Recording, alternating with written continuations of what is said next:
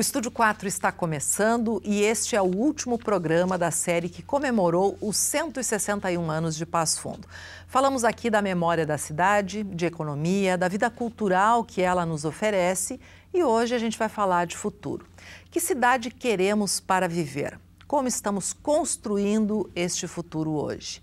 Com a gente no programa da semana, a secretária de Planejamento de Passo Fundo, Ana Paula Wickert, o coordenador da Divisão de Extensão da UPF e também do Universidade Educadora, Márcio Tasqueto, e o presidente da UAMPAF, que é a União das Associações de Moradores de Passo Fundo, Luiz Wallendorf.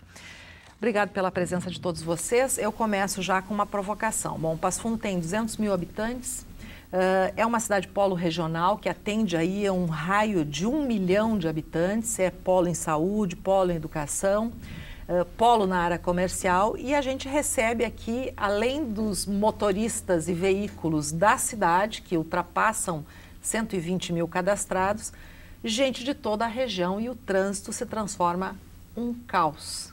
Como resolver isso pensando numa cidade do futuro? Secretária. Bom, o problema da mobilidade, né, ele é um problema que não é exclusivo de Passo Fundo, né? Nós tivemos nas últimas décadas um incentivo muito expressivo no uso do carro individual, né, no veículo individual em todo o país.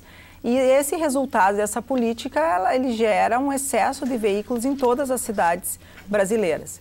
Então, nós temos já orientações internacionais da ONU, de outras entidades que trabalham com a pesquisa da cidade, de que, obviamente, que a solução passa pelo incentivo do transporte público, pelo incentivo da mobilidade ativa, que é você fazer pequenos percursos a pé dentro do seu bairro, ou largar o carro num estacionamento e fazer uma circulação a pé, e o uso da bicicleta.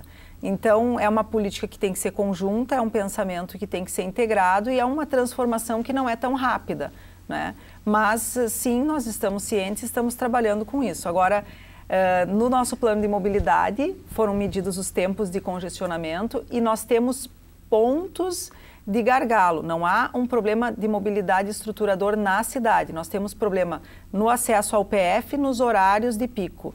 Nós temos alguma lentidão de mobilidade junto às escolas nos horários de saída das escolas, mas nada que tecnicamente, fora o PF, dentro da cidade, nada tecnicamente considerado como congestionamento.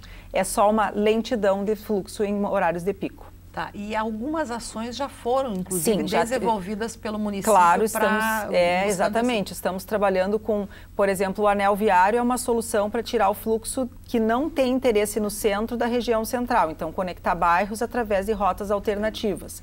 Essa estruturação das rotas alternativas é fundamental. E a implantação dos binários, que são as ruas de mão única, que reduziu drasticamente o índice de acidentalidade e mortalidade dentro da área urbana da cidade. Márcio, dentro do projeto de extensão Universidade Educadora, esse é um dos pontos também que é tratado, além de outros assuntos ou temas que envolvem o projeto. Sem dúvida. Aliás, o programa Universidade Educadora surgiu do tema da mobilidade, né? Se a gente resgatar historicamente como é que ele foi criado e o nascedouro dele, ele nasce do Fórum de Mobilidade e Educação, né? Ou seja, que foi uma reunião de várias entidades ainda em 2011 para debater essa questão da mobilidade. De lá para cá, muito se avançou nesse aspecto, né? E em termos de políticas públicas, em termos de planejamento, em termos de várias conquistas recentes que a cidade foi implementando, né? O Fórum de Mobilidade mesmo, né, ele foi aprimorando muito da sua ação, né, e foi condicionando até a criação do programa Universidade Educadora. Dentro da Universidade Educadora a gente tem 3 projetos e um deles, o foco é a mobilidade urbana, que é o Circulando Cidadania, que foi o apelido que o Fórum recebeu ainda em 2011. É importante resgatar que essa temática da mobilidade urbana, ela ganha uma expressão na agenda pública brasileira de 2013 para cá. Embora ela seja um tema que aparece, né, em vários momentos, ela ganha uma repercussão maior de 2013 para cá. Cabe lembrar que foi a questão da mobilidade urbana que gerou toda aquela série de manifestações multitudinárias Brasil afora, né?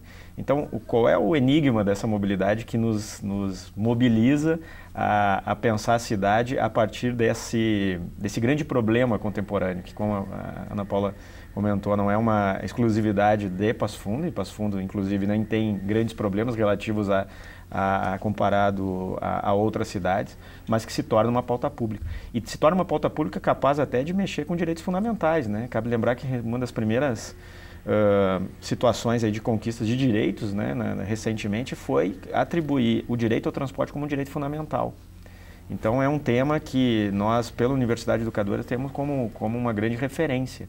E vem sendo trabalhado, obviamente, dentro do recorte que a gente faz, na dimensão educativa que envolve a mobilidade urbana, né? E isso envolvendo, além do Fórum de Mobilidade, várias ações que o Circulando Cidadania vem implementando no território, né, aqui de Passo Fundo. Bom, Luizinho, como é que a UAMPAF trabalha essa questão do trânsito, do transporte público dentro da entidade? Na verdade, eu vou pegar o que a secretária falou na questão de incentivo, cada vez mais as pessoas caminharem a pé, né? Desde que não seja um trajeto grande. A questão das bicicletas, eu acho que foi muito importante para a cidade. Incentivar também as pessoas a andarem de transporte público, desde que esse transporte seja um transporte de qualidade, né, que atenda os anseios da população, que tenha uma baixa tarifa, né, em Passo Fundo. Então, a UAMPAF também tem esse papel de fazer isso, né, de incentivar as pessoas cada vez mais a poder fazer esse trajeto. Porque a pessoa, ela pega o carro, ela vem para o centro, ela quer chegar perto do seu emprego, do seu trabalho, quer chegar mais perto do mercado, né? E também, claro, essa questão do pessoal usar muito a Avenida Brasil ainda. Nós temos que cada vez mais incentivar as pessoas a usarem rotas alternativas para chegar no seu trabalho, né? Então, nós viemos discutindo isso algumas vezes. Eu vejo com muita preocupação também a questão de estacionamento no centro da cidade, já que nos últimos anos teve um grande número de carga e descarga em Passo Fundo, né? Tirando muitas vezes o estacionamento das pessoas que vêm, que poderiam estacionar ali, né? Porque hoje, infelizmente, o comerciante, ele quer a carga e descarga na frente do seu estabelecimento, né? E também não sabe que quando você se coloca lá, né, o carga e descarga, primeiro que é coletivo, mas tira também muitas pessoas o direito de poder estacionar, né? Mas, enfim, a UAMPAF tem esse papel, está conversando sobre isso, inclusive no próprio plano diretor, né, de fazer essa discussão cada vez maior. Você acha, Luizinho, ou a entidade considera que Passo Fundo tem um transporte público de qualidade? Eu acho que o transporte público de Passo Fundo é bom, mas pode melhorar. Pode melhorar e muito, né? Que, na verdade, as três empresas fazem um bom trabalho, umas mais, outras menos, mas eu acho que nós temos que discutir melhor a questão, né, do transporte da nossa cidade. Bom, secretária, esse problema do carga e descarga que o Luizinho levantou aí também, qual é a solução? O município já pensou numa alternativa? Nós temos estudado a questão do estacionamento e da carga e descarga, né? Porque o que acontece com o estacionamento? O estacionamento hoje ele tem um sistema rotativo, nós pintamos as vagas, né? E ele é pago porque se uma vaga é paga e é rotativa, durante o dia ela oportuniza 8 carros estacionarem ali, se for um carro por hora, por exemplo. Então, esse cálculo do rotativo é bastante importante, a ampliação da zona azul é importante, porque o carro ele não pode ter o direito de ocupar um espaço, por exemplo, por 8 horas, né? Eu vou trabalhar no meu escritório, vou largar numa via pública 8 horas um carro, numa região que necessita dessa mobilidade, desse rotativo.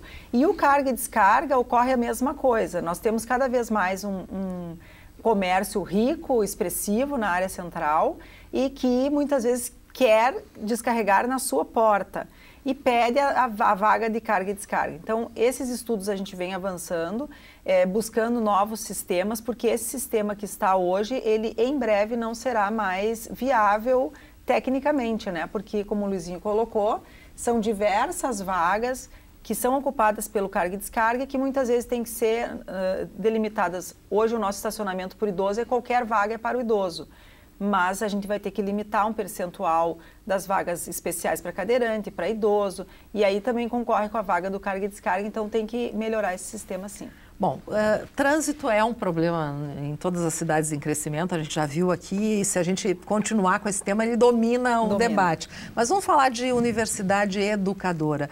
O que é uma cidade educadora, Tasqueto? É importante que, embora domine, né, essa questão do trânsito, começar pelos problemas, começar pelo real, né, e não pelo o utópico, o ideal, e com isso a gente perder essa dimensão mais enraizada nos problemas cotidianos da cidade. Então, não é por acaso que a gente vai trazendo esses problemas, que é por aí que a gente começa a pensar uma cidade diferente e planejar uma cidade que possa atender as nossas necessidades e os nossos desejos de uma forma mais plena, mais participativa e que garanta essa convivência na cidade de uma forma mais naquilo que a gente deseja que essa nossa cidade se torne, né? Quando a gente pensa em universidade educadora e parte dessas questões cotidianas, tu vai se dando conta, por exemplo, quando a gente fala do carro, a gente está falando, o carro ele representa, num sentido mais amplo, social, uma cultura individualista, né? Esses problemas da carga e descarga, os problemas do carro, as tensões que isso acaba criando na cidade, representam uma sociedade de indivíduos, né? Indivíduos que não conseguem pensar a cidade como um espaço compartilhado. Até porque as nossas cidades, elas sempre foram o resultado da materialização da desigualdade social no Brasil, né? Então, a forma como elas foram construindo jeitos e se apropriando de determinados espaços e construindo suas lógicas, sua cultura urbana, ela foi baseada nessa cultura individualista, numa cultura do consumo, numa sociedade dos automóveis, que representa isso dentro desse contexto, né? O Cidade Educadora ele trabalha muito nessa perspectiva, assim, de como que tu constrói alternativas que enfrentam uma cidade que foi pensada para poucos, uma cidade que não foi pensada para as pessoas, uma cidade que não é convidativa, né? Uma cidade que acaba materializando muitos desses problemas no cotidiano. Então, como tu transformar isso com o amparo do instrumento educativo, com a forma como a gente vai criando também uma outra cultura urbana, uma outra prática urbana, uma forma como a gente vai pensando a cidade não só como uma disponibilidade onde a gente pode educar a partir das nossas instituições formais, mas a própria cidade se torna um grande território educador, capaz de mobilizar uma potencialidade educativa que a comunidade como um todo é capaz de gerar nas suas diferentes dimensões. Uhum. E isso quando tu aproxima da discussão da extensão universitária, que hoje tem como grande horizonte de trabalho a questão da vinculação permanente com o território, né? Então, nos coloca esse desafio de pensar uma universidade vinculada com as dinâmicas sociais e, portanto, também, né, nesse sentido, com as dinâmicas urbanas. Ou seja, uma universidade que é capaz de pensar sua formação curricular aberta no território e não mais encapsulada em si mesma, né, numa tradição universitária que foi se afastando cada vez mais, né? A própria ideia do campus universitário é uma ideia que foi tirar a universidade de dentro da cidade, do qual ela nasceu, muitas vezes, e colocar ela para fora, num lugar afastado. Então, retomar essa vinculação permanente com o território é importante. A ideia da universidade educadora é buscar essas transformações que a gente vem fazendo no campo da extensão universitária e outras dimensões da universidade, casado também com essas lutas sociais, urbanas, de pensar uma outra cidade, que vem por várias matrizes, né, diferentes, né? As novas tendências do urbanismo vêm trazendo isso. A ideia das cidades educadoras é uma dessas novas tendências e que se pauta essencialmente pela ideia de que é possível criar uma cidade intencionalmente educadora. A gente vai saber de ações que a Universidade Educadora já realizou na cidade, mas depois do intervalo a gente volta em seguida.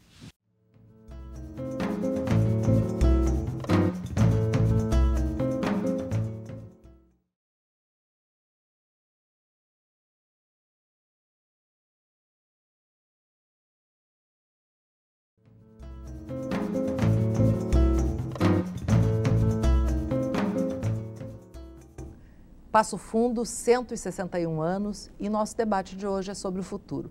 O que queremos dessa cidade que nos acolhe todos os dias? Eu quero saber de ti, qual é a cidade ideal, assim, na tua concepção? Bom, na minha concepção, não há uma cidade ideal, né? Porque o ideal é algo que seria perfeito e que seria algo até inatingível, né? Num conceito platônico do termo, mas Uma cidade mais adequada, uma cidade mais justa, aí sim, é o que a gente busca quando se tem um trabalho onde a população participe, onde a cidade atenda os anseios da sua população.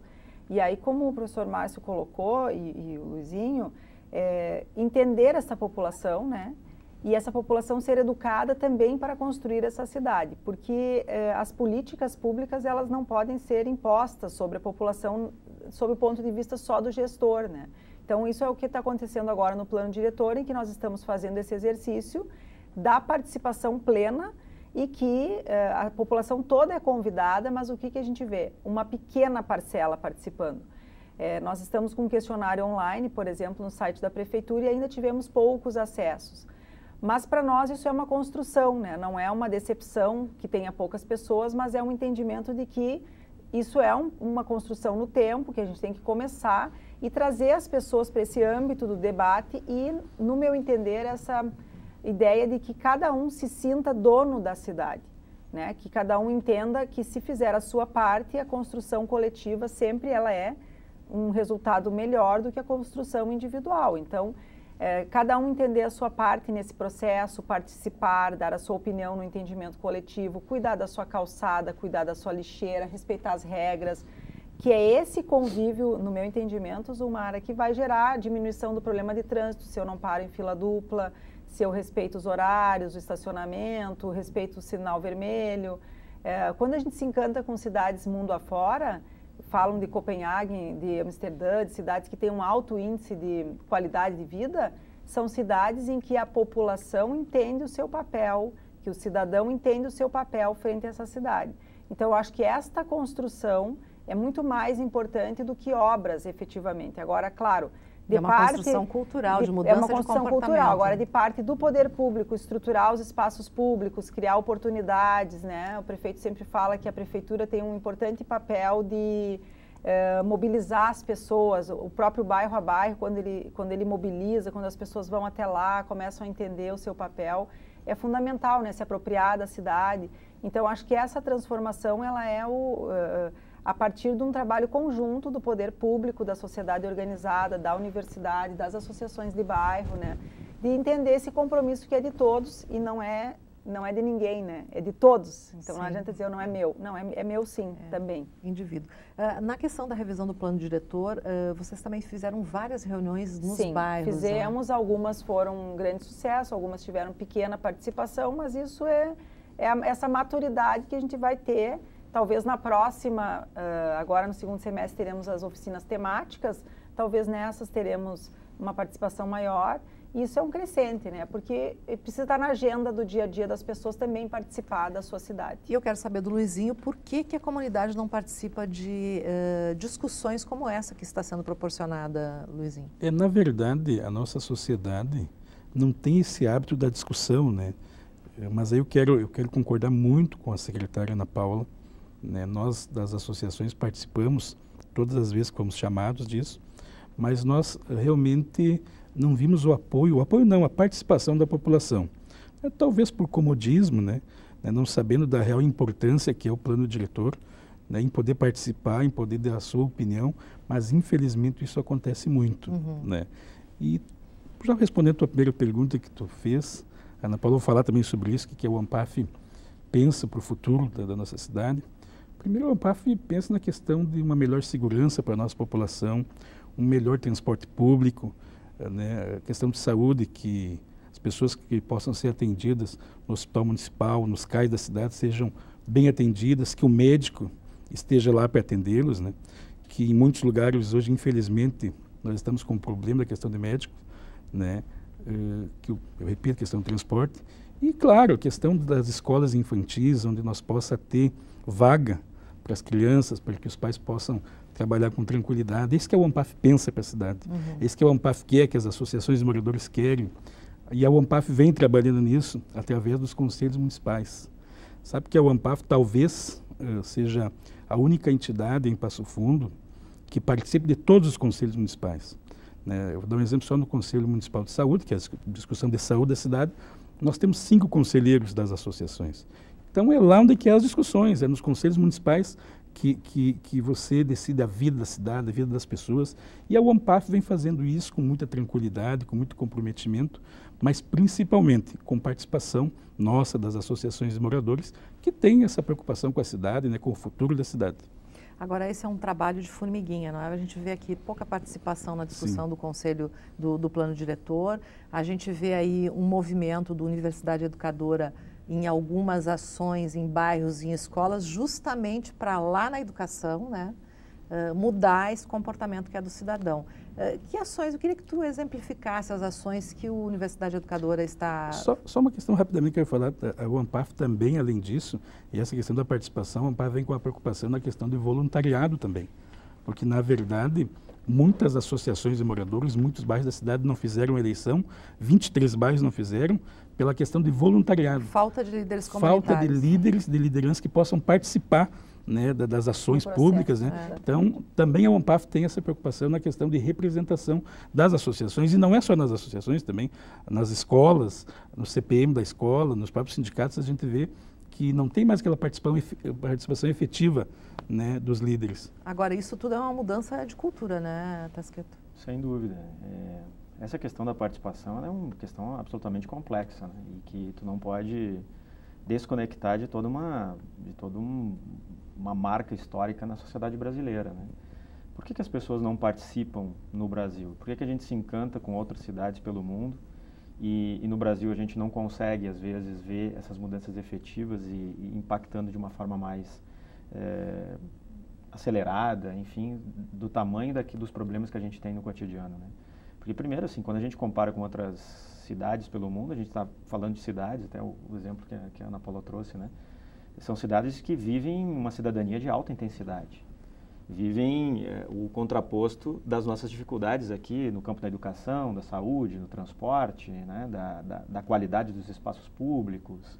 Embora a gente tenha avançado, quando a gente compara com esses lugares, a gente percebe que tem ainda uma diferença ainda bastante grande, né, em relação à forma como a gente vive o cotidiano das nossas cidades. Então, por que as pessoas também não participam aqui, não se mobilizam? Também, a gente, recentemente, né, tem uma democracia muito jovem. Uhum. Né? E a democracia não é um lugar estabelecido e dado, ela é um exercício. Então, de que forma nós criamos espaços onde as pessoas se identificam, as pessoas conseguem construir essa cultura de participação e mais do que isso, de mobilização para resolver esses problemas e ter uma vida ativa nas decisões da cidade. É um pouco do resgate do próprio termo de política, né? Política tem a ver com as decisões na polis, na cidade grega, então, ou seja, é aí que a gente constrói as decisões sobre a vida de todo mundo, né? Então, a Universidade Educadora trabalha muito nessa perspectiva, assim, e é um trabalho de formiguinha mesmo, né? A extensão universitária ela não tem o papel de fazer o papel de poder público. Ela tem a extensão da universidade, ela precisa trabalhar junto com as políticas públicas, ela precisa somar esforços nessa criação desse pacto associativo, de envolver organizações sociais, de envolver a comunidade, de envolver e aprimorar as políticas públicas. No nosso caso, é muito interessante quando a gente pensa a dimensão pedagógica das políticas públicas, ou seja, é preciso essa formação, não basta estabelecer políticas se tu não consegue criar esse vínculo, se tu não consegue criar essa apropriação social das políticas. A gente sabe que as políticas já nascem mortas quando elas não têm esse sentido e significado construído junto com as comunidades, e isso é uma forma estratégica de tu garantir essa presença. Do ponto de vista de ações efetivas, a Universidade Educadora, uma das ações que eu destaco hoje é a nossa presença no bairro Jabuticabal, especificamente na Escola Fridolino Chimango, que é um trabalho que é cuidado com a sensibilidade que se precisa cuidar quando a gente vai construindo essa participação popular, né? Cidade Educadora, ela tem grandes vertentes, se a gente for pensar nas raízes pedagógicas brasileiras. Uma delas é a educação popular, né? E a educação popular sempre trabalhou nessa dimensão de como é que tu parte da realidade, como é que tu vai criando o vínculo necessário para que esses sentidos possam ir acontecendo e aí sim a gente começar a pensar o território, pensar a forma como essas pessoas se interagem. A gente pensa que no Cidade Educadora, nessa ação do Jabuticabal, que eu cito como referência, a escola, dentro de uma perspectiva de Cidade Educadora, ela é um agente de transformação territorial.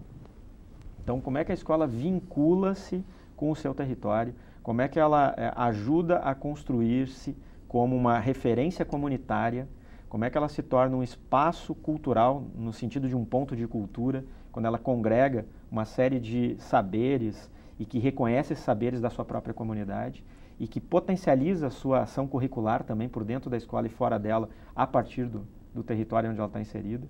Então, dessa forma, a gente vai construindo essa cultura de participação, vai aprimorando o trabalho de um líder de bairro, né, vai Vocês percebem resultados já positivos? Com certeza, sim. É uma escola, por exemplo, não só pelo nosso trabalho, mas pelo trabalho essencialmente da própria escola, é uma escola que era assaltada quase que semestralmente, né? E que, de um tempo para cá, ela conseguiu construir um vínculo com a comunidade que faz, se não me engano, 5 ou 6 anos que a escola não sofre esse tipo de problema. Olha só. Né? Uma outra situação, a escola era depredada, quebrada vidros, né, invadida, etc. Né?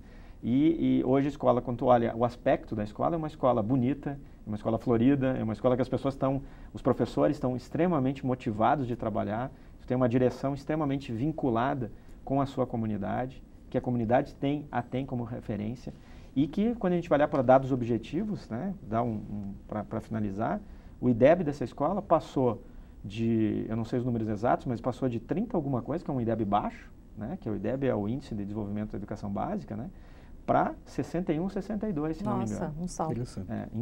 Em 5 ou 6 anos. Ou seja, é um grande exemplo de como que a gente pode ir trabalhando nessa transformação da participação, né, e da cultura política na nossa cidade. Bom, eu sei que o tema é bastante complexo, a gente não consegue avançar em muitas situações, mas, Ana Paula, assim, para concluir, tu acha que Passo Fundo tem um belo futuro pela frente por essas ações todas que estão aí em andamento?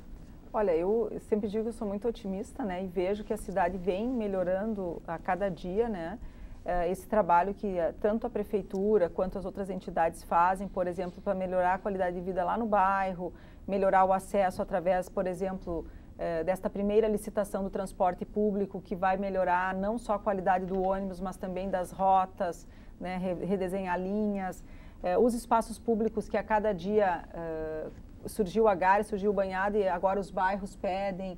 A gente tem tido assim uma repercussão muito positiva, as pessoas estão usando a cidade de outra maneira.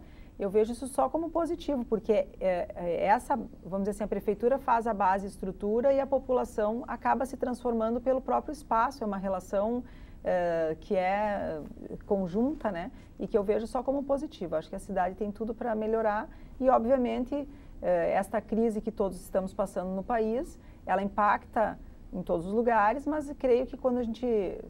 Não é a crise, são crises, né? Quando a gente vencer essa, a cidade já vai estar mais forte e mais preparada. Vai estar preparada, tá certo. Queria agradecer a presença de todos vocês. Se você quer rever este programa, acesse o canal do YouTube da UPF TV. Até a próxima semana.